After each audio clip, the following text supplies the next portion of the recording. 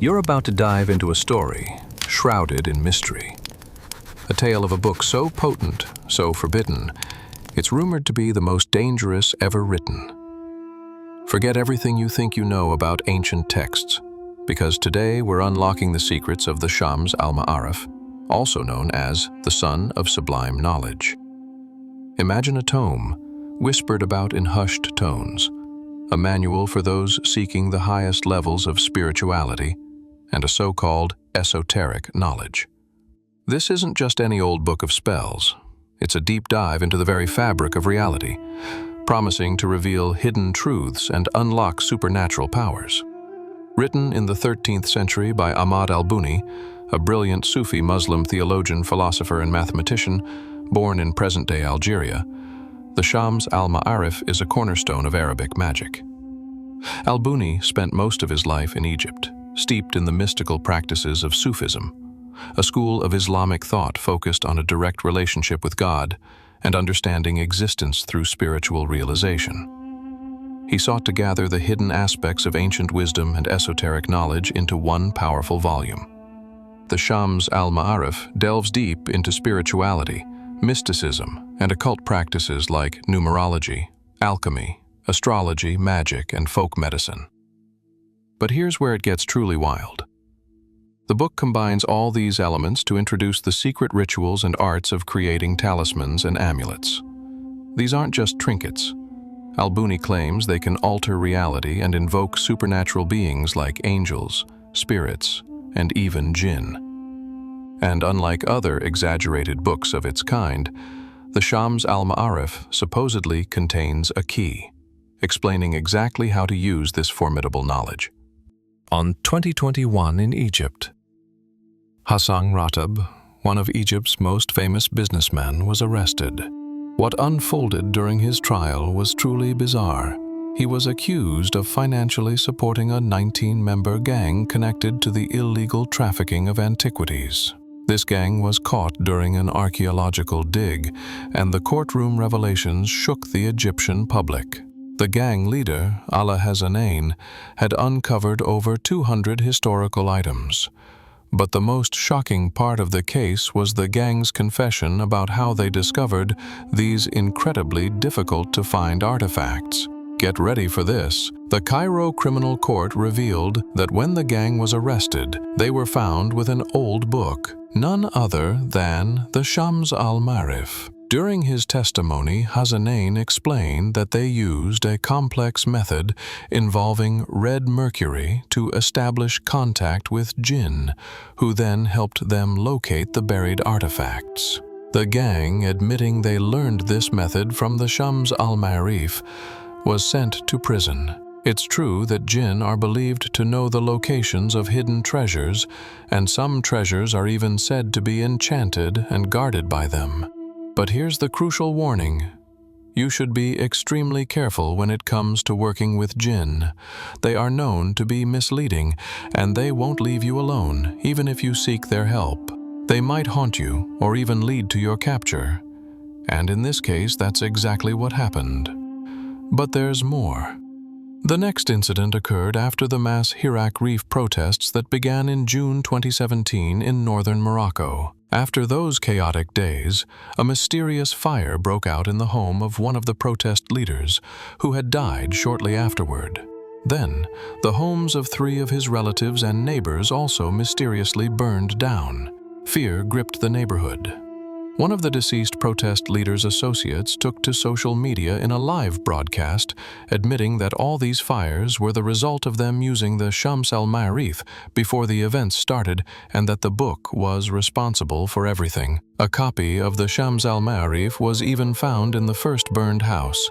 So, what exactly is the mystery of this book? What does it contain that could lead to such chilling events? Let's delve into the author of this mysterious book. Ahmad ibn Ali al-Buni was born in Buna, Algeria, in 1225 CE. He came from a family of leading scholars in the Maghreb region. Al-Buni received his early education in Buna and later traveled to Fez, Morocco, to study with prominent scholars of his time. living in the same era as the famed Sufi master Ibn Arabi.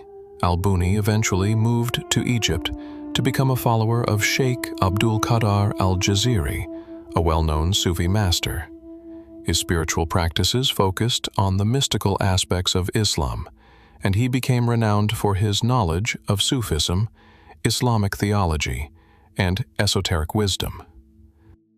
His most significant work, and the one that brought him enduring fame, is the Shams al-Ma'arif, a comprehensive book of occult sciences containing an extensive collection of talismans, magic, and prayers. 6 CE. The original manuscript of the Shams al-Ma'arif, which has been banned in many countries to prevent its abuse, remains unlocated. The book has been adapted in various regions of the Islamic world, each producing its own versions. Today, many books bearing the same title can be found. However, it's known that in Turkey, for instance, many of its most dangerous secrets have been removed in newer editions to consider the potential harm it could cause. The Shams al-Ma'arif consists of 20 chapters.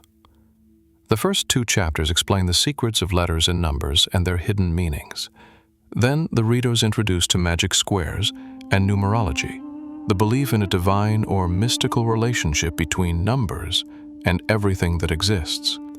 The author claims that using the correct order and combination of letters, numbers, and geometrical shapes can create a magical effect powerful enough to influence reality and unlock the secrets of the supernatural realm.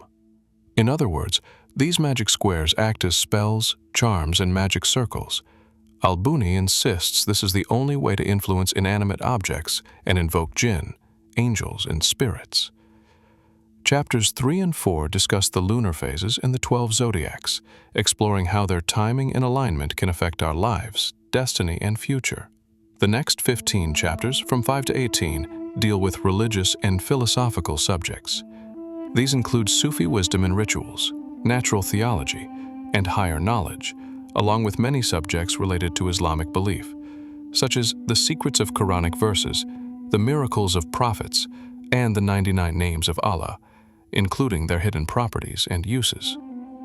Up to this point, the book doesn't seem inherently dangerous or cursed.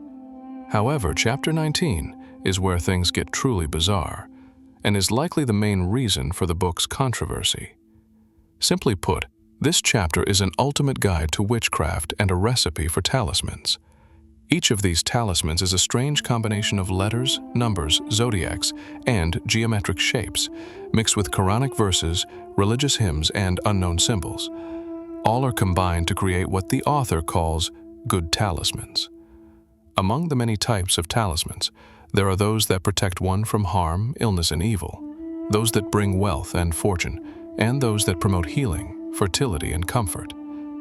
There are also talismans for attracting love, romance, and a future partner. But it doesn't stop there. In this chapter, Al-Buni also includes a list of archangels, jinn kings, archdemons, freets, marids, and lesser demons. He mentions their names, their ranks, their powers, what they rule, where they live, and even gives instructions on how to summon them. According to Al-Buni, there are 7 archangels and 7 jinn kings who live in a higher realm. Each archangel has his own day and geometrical shape, and each jinn king rules over a planet or a star and has many powerful servants on earth. These servants are often classified as ifrits, marids, and demons, and usually take the form of an animal when summoned, like a black cat, snake, or dog. The more powerful the servant, the more difficult they are to summon and control.